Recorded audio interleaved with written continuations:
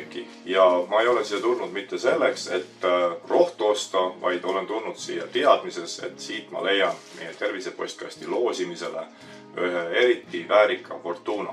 Tere, Riina! Tere!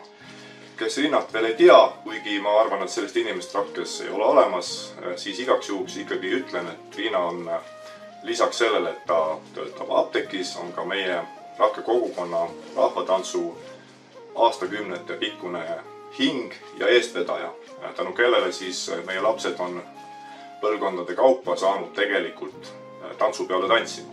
Peamine põhjus, miks ma täna siin olen, on siis see, et Rakke koolis on käimas liikumisnädal, mille käigus saavad õpilased kas jalgrattaga või jalgsi külastada Ao kergliiklustee otsas olevat tervisepostkasti. On tavaks saanud, et iga päeva liikujate vahel roosime välja 5 Krossi poe kinkekaarti.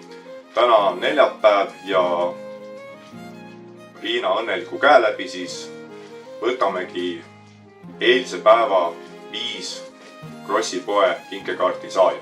Ole hea, Riina, võta siis ükshaaval siit kotist. Esimese Krossi poe 5-eurose Krossi poe kinkekaarti saab Kamila Kovaljov 6. klassist.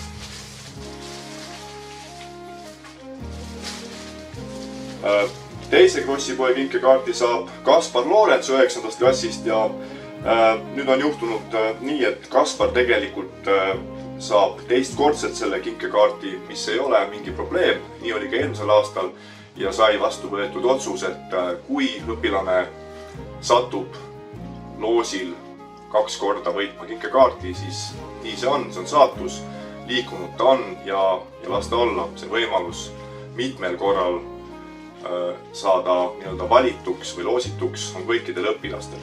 Nii et Kaspar on siis teine kinkekaarti saaja.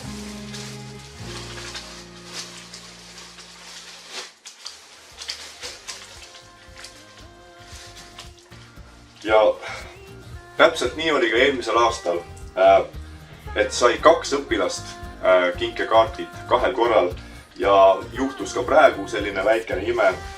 Matilda Alatsei 1. klassist.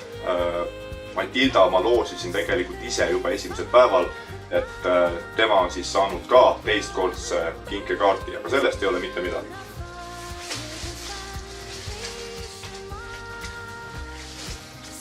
Neljas õpilane on Nelelis 6. klassist.